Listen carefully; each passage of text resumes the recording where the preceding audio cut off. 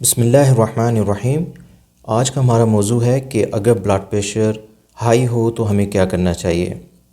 اگر آپ نے اپنا بلڈ پریشر چیک کروایا اور بلڈ پریشر کی ریڈنگ 180/110 یا اس سے زیادہ ہے تو یہ ایک ایمرجنسی سچویشن ہے، یا اس کے ساتھ علامات ہیں جیسے کہ شدید سر میں درد ہونا، دھندلا نظر آنا، یا دیکھنے میں مسئلہ ہونا، یا بولنے میں تکلیف ہونا، یا سینے میں درد ہونا، سانس کا پھولنا، جسم میں کمزوری محسوس ہونا، سنپن محسوس ہونا، یا بے ہوشی ہو جانا، یا متلی الٹی کا ہونا، تو یہ ایک ایمرجنسی سچویشن ہے۔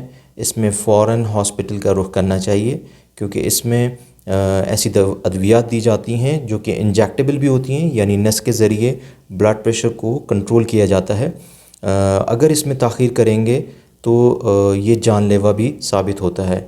اس لیے اس کے لیے بہت احتیاط کی ضرورت ہے کہ اگر ایسی علامات نظر آ رہی ہیں اور یہ بلڈ پریشر کی ریڈنگ نظر آ رہی ہیں، جس کو میں ریپیٹ کر دیتا ہوں 180/110 یا اس سے زیادہ ہو، تو اس کو بالکل بھی معمولی نہ لیں اور فوراً ہسپتال میں جا کے اس کا علاج کروایا جائے۔